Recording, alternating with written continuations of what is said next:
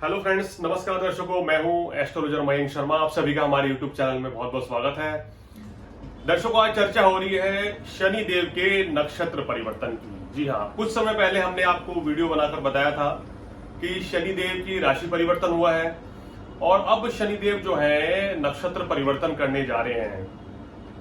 कर्म फलदाता शनिदेव जो है मीन राशि में रहेंगे और अभी तक वो पूर्व भाद्रपद नक्षत्र में थे, यानी कि पूर्वा भाद्रपद नक्षत्र से निकलकर, जो कि बृहस्पति का है, अब वो उत्तरा भाद्रपद नक्षत्र में प्रवेश कर जाएंगे 28 अप्रैल को। और इस नक्षत्र में रहकर ही वक्री होंगे जुलाई में, और उसके बाद जब मार्गी होंगे यानी कि नवंबर में, तो वो फिर से पूर्वा भाद्रपद में ही मार्गी रहेंगे और वर्ष के अंत तक इसी में रहेंगे। तो दर्शकों, अगर बात करें शनि देव के नक्षत्र परिवर्तन की, कहते हैं ना कि जब भी शनि, राहु, केतु या बृहस्पति, ये बड़े ग्रह हैं, एक राशि में लंबे समय तक रहते हैं और जब ये नक्षत्र परिवर्तन करते हैं तो बड़ा जबरदस्त असर जो है हमारे लिए जनजीवन पे डालते हैं। और शनि ने राशि परिवर्तन तो कर ही लिया है, मीन में आ गए हैं। अब जब शनि अपने नक्षत्र उत्तरा भाद्रपद में आ रहे हैं तो कहीं ना कहीं उनके शुभ फलों में वृद्धि होगी। कुछ राशियों को ढेरों लाभ मिलेगा, सुख सुविधाओं की प्राप्ति होगी, मान प्रतिष्ठा बढ़ेगी, काम कारोबार में तरक्की होगी, धन लाभ होगा। उनकी न सिर्फ आर्थिक स्थिति मजबूत होगी बल्कि उनकी सामाजिक स्थिति, लोकप्रियता, मान प्रतिष्ठा में भी वृद्धि होने जा रही है। तो नक्षत्र परिवर्तन का बहुत बड़ा महत्व होता है। जैसे हमने बताया कि शनिदेव जो है नौकरी के कारक हैं, व्यापार के कारक माने जाते हैं और संघर्ष के कारक भी हैं। आपकी कुंडली में या आपको शनि की दशा में कितने कष्ट मिल सकते हैं, कितने रोग रह सकते हैं या कितना संघर्ष रह सकते हैं, आपकी नौकरी कैसी रहेगी, क्या आप नौकरी करेंगे, बिजनेस करेंगे, ये सब शनि की स्थिति के ऊपर तय करता है। तो दर्शकों, बिना समय गंवाए फटाफट से 12 राशियों का जिक्र आज करेंगे कि 12 राशियों के ऊपर शनि देव का नक्षत्र परिवर्तन क्या कुछ गुल खिलाने जा रहा है। तो बात मेष राशि के साथ। मेष राशि वालों, आपके ऊपर 7.5 प्रारंभ हो चुकी है। शनिदेव 12वें भाव में अपने नक्षत्र में रहेंगे। तो देखिए, जो लोग विदेश जाना चाहते हैं, जो छात्र विदेश जाकर पढ़ना चाहते हैं, नौकरी करना चाहते हैं अगर आप, तो आपके लिए ये गोचर बहुत अच्छा रहेगा। विदेशों से सफलता, इंपोर्ट एक्सपोर्ट के व्यवसाय में बड़ा लाभ मिलेगा। काम कारोबार में सफलता तो मिलेगी लेकिन खर्च भी अधिकता रहेगी।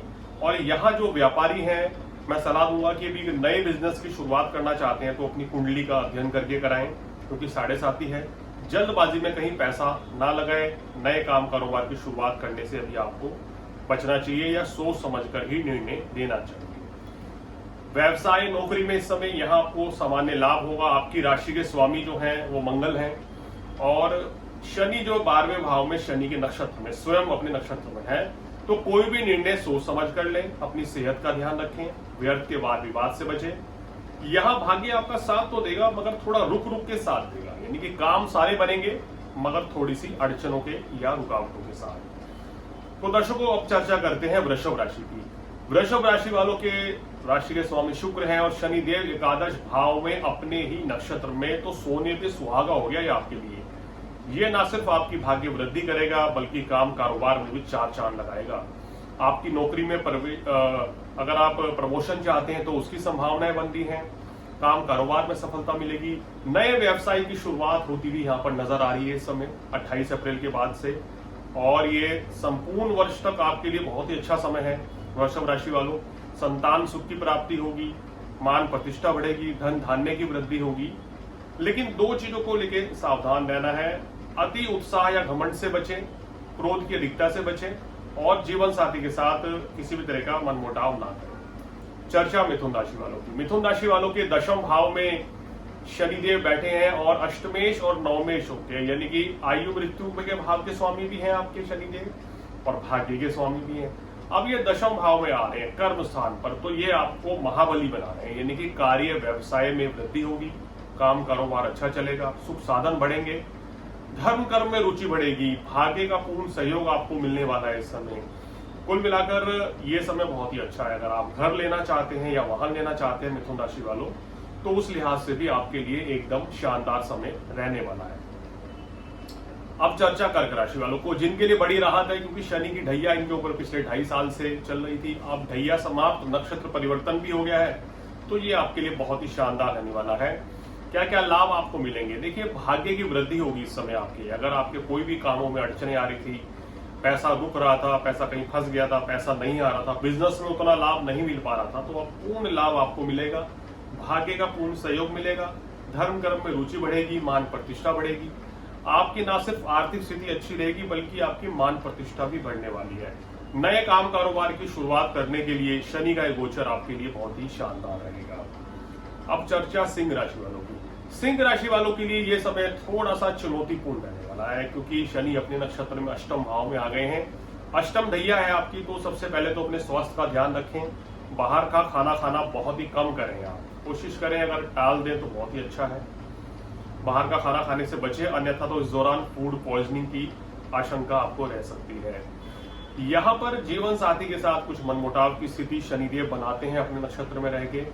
भाग्य भी रुक रुक के आपका साथ देगा। किसी भी कार्य में पूर्ण रूप से सफलता पाने के लिए आपको थोड़ा संघर्ष करना पड़ेगा।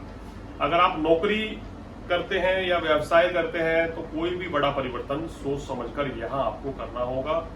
शनि या शनि शनि लाभ देते हैं, यानी कि धीरे धीरे धन लाभ देंगे। बड़ा लाभ पाने के लिए थोड़ा सा आपको धैर्य रखना पड़ेगा, यानी कि निरंतर लाभ आपको नहीं मिलेगा। कभी लाभ बहुत बड़ा मिलेगा, कभी लाभ कुछ कम मिला करेगा। आपको शनिदेव की आराधना करनी चाहिए, शनिदेव के बीज मंत्र का जाप करें। अब चर्चा कन्या राशि वालों की, तो कन्या राशि वालों के लिए ये समय काफी अच्छा रहेगा। सप्तम भाव में शनिदेव अपनी नक्षत्र में है, तो यहाँ आपकी संतान की तरक्की होगी, आपका स्वास्थ्य अच्छा रहेगा, काम कारोबार अच्छा चलेगा। और लेकिन थोड़ा सा भागदौड़ जीवन में बहुत रहेगी इस समय, जिसके चलते आप मानसिक तनाव का शिकार हो सकते हैं। तो थोड़ा सा ध्यान रखें, योग का सहारा लें और किसी के साथ व्यर्थ के वाद विवाद से आपको बचना होगा, ऐसी मेरी आपको सलाह है। धर्म कर्म में अगर आप रुचि बनाए रखेंगे तो कन्या राशि वालों समय और भी उत्तम है। अब चर्चा तुला राशि वालों की, जिनके लिए भी ये गोचर बहुत ही शानदार रहेगा। तुला राशि वालों, छठे भाव में शनिदेव गोचर में बहुत अच्छा फल देते हैं और अपने नक्षत्र में है, तो ये आपके रुके हुए कार्य पूर्ण करेंगे, आपके वैवाहिक जीवन में सुख शांति बनाएंगे, संतान की तरफ से शुभ समाचार मिलेगा, धन धान्य की वृद्धि होगी, मान प्रतिष्ठा भी आपकी बढ़ेगी। तो कुल मिलाकर ये गोचर आपके लिए काफी अच्छा कहा जा सकता है। इस समय अगर तुला राशि वाले विदेश जाना चाहते हैं तो ये गोचर आपके लिए बहुत ही शानदार रहने वाला है। तुला राशि वालों, इसका पूर्ण रूप से लाभ उठाएं। मगर यहाँ पर शनिदेव की तीसरी दृष्टि अष्टम भाव पर भी है, जो कि दीर्घायु योग तो बनाती है, लेकिन कभी कभी छोटे मोटे कष्ट भी आपको देकर जाती है। तो थोड़ा सा इस समय आपको ध्यान भी रखना होगा। अब चर्चा वृश्चिक राशि वालों की, जिनके पंचम भाव में शनिदेव रहेंगे और अपने ही नक्षत्र में, तो ये आपके संतान के लिए काफी अच्छा रहेगा। छात्रों के लिए बहुत ही बढ़िया समय है, शिक्षा परीक्षा में विशेष सफलता मिलेगी।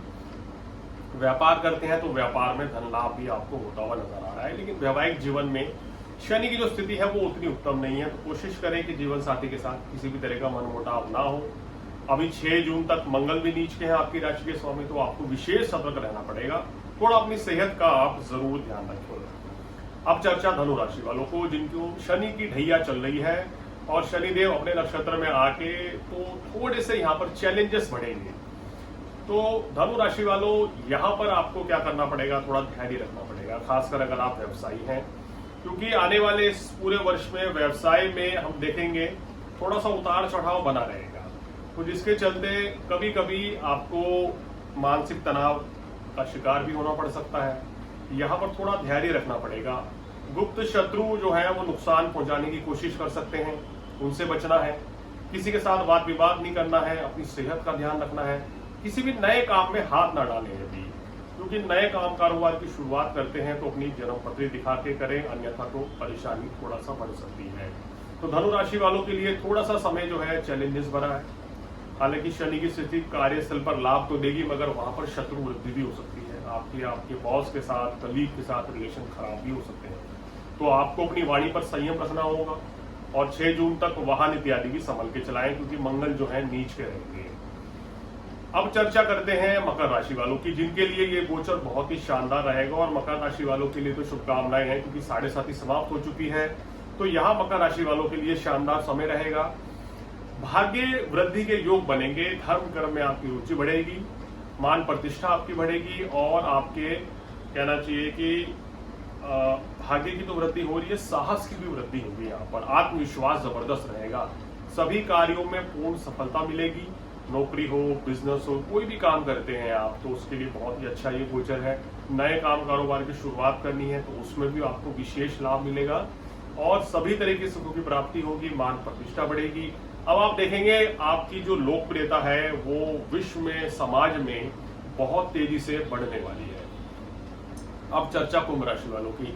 कुंभ राशि वालों के लिए भी ये गोचर बहुत अच्छा है। शनि देव का उत्तरा भाद्रपद नक्षत्र में आना आपके लिए बहुत ही शुभ रहने वाला है, क्योंकि इस नक्षत्र में आने से आपके लिए मान प्रतिष्ठा, धन दौलत की वृद्धि होगी, काम कारोबार में सफलता मिलेगी।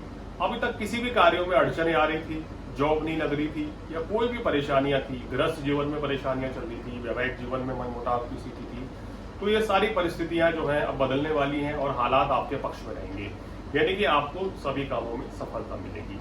हालांकि शनि देव की जो ये अंतिम 7.5 का दौर है, तो इस दौरान वाणी पर संयम रखें, घर परिवार में मनमुटाव से बचें और थोड़ा सा सेहत का भी ध्यान रखें। लेकिन वर्तमान में ये जो स्थिति आपकी चल रही है उसके लिहाज से कह सकते हैं कि आपके लिए कोई बड़ी समस्या नहीं है। इवन आपको जो बड़ी प्रॉब्लम्स चल रही थी धीरे धीरे उनसे छुटकारा मिल जाएगा और आपके जीवन में खुशियां ही खुशियां रहने वाली है। अब चर्चा करते हैं दर्शकों अंतिम राशि मीन राशि वालों की। मीन राशि वालों, आप ही की राशि में शनिदेव आ गए हैं और अपने नक्षत्र में है, तो ये समय थोड़ा सा चुनौतीपूर्ण रह सकता है। हालांकि यहाँ पर कुछ परिवर्तन और भी होंगे कि 15 मई को बृहस्पति आपके चतुर्थ में आएंगे, 18 मई को राहु केतु का गोचर आपकी राशि से हट जाएगा। तो भ्रम की स्थिति जो आजकल बनी हुई है, मन में बहुत ज्यादा डिप्रेशन है, शनि राहु की युति के चलते मन में नकारात्मक विचार आ रहे हैं, आप बहुत ज्यादा अवसाद के शिकार हैं, बहुत ज्यादा नेगेटिविटी आ रही है या मन घबरा रहा है, चिंतित है, कोई भी शारीरिक कष्ट है, तो इससे आपको थोड़ा सा छुटकारा तो मिलेगा 18 मई के बाद। कहीं ना कहीं हालात में परिवर्तन आएगा।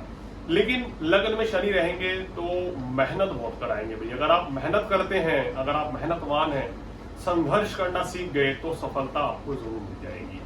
लेकिन यहाँ ये भी कहें कि आपको बड़ी मेहनत करनी पड़ेगी और हर किसी क्षेत्र में, चाहे आप नौकरी करते हैं या व्यवसाय करते हैं, वहां आपको बहुत ही जबरदस्त जो है कंपटीशन देखने को मिल सकता है। यानी कि आप महसूस करेंगे कोई भी चीज आपको आसानी से मिलने वाली नहीं है, थोड़ा संघर्ष के साथ, मगर मिलेगी जरूर। ये ग्रह स्थिति आपकी कम से कम कहती भी नजर आ रही है। और दर्शकों, इस समय मीन राशि वालों को क्या ध्यान देना चाहिए? देखिए, इस समय अति उत्साह से बचें, नेगेटिविटी से बचें और डिप्रेशन ना आने दें। इस समय कोशिश ये करें अभी आप, खासकर आने वाले 2 महीने, यानी कि ये जो समय अभी चल रहा है, बात करें तो अप्रैल के महीने में और पूरा मई और 10 जून तक आपको थोड़ा विशेष कर अपनी सेहत का भी ध्यान रखना चाहिए और किसी भी तरह के वाद विवाद से बचना चाहिए, चाहे गृहस्थ जीवन में ही क्यों न हो। और अगर आपको कोई भी परेशानी, कोई भी दिक्कत हो तो शनि के बीज मंत्र ओम शन शनिश्चराय नमः इसका जाप करें, शनि का दान करें, काले तिल, काले चने, सरसों का तेल का दान करें तो विशेष लाभ मिलेगा। तो दर्शकों, शनि के नक्षत्र परिवर्तन का 12 राशियों पर क्या असर होगा ये आज हमने आपको बताया। और ये भी बताते चले हैं कि ये जो राशिफल आप देख रहे हैं ये लग्न के आधारित नहीं है, ना आपके बोलते नाम के ऊपर आधारित है, ये आपकी चंद्र राशि के ऊपर आधारित है, यानी कि चंद्र लग्न के ऊपर।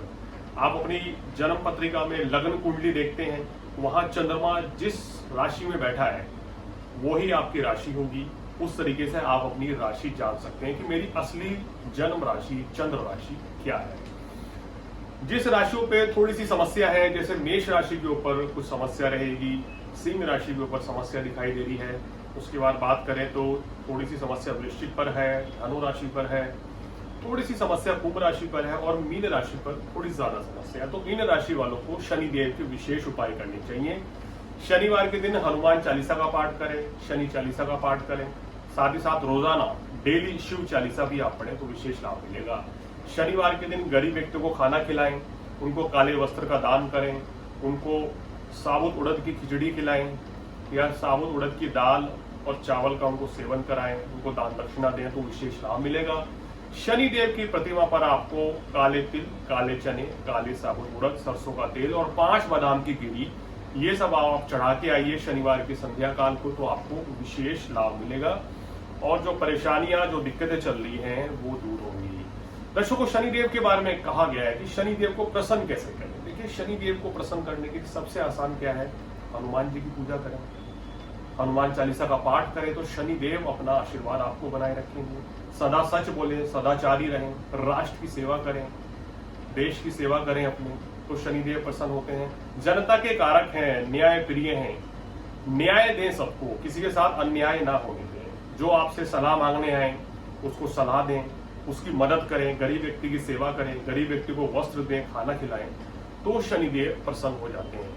अगर आप इसके उलट गलत कार्य करेंगे, कुसंगति में रहेंगे, अनैतिक कार्य करेंगे, इलीगल वर्क करेंगे, तो शनिदेव जो है फिर दंड देने से चूकते भी नहीं। तो दर्शकों, आज फिलहाल इतना ही। अगले एपिसोड में किसी और जानकारी के साथ आपके सामने फिर हाजिर होंगे। तब तक एस्ट्रोलॉजर मयंक शर्मा को दीजिए इजाजत। नमस्कार।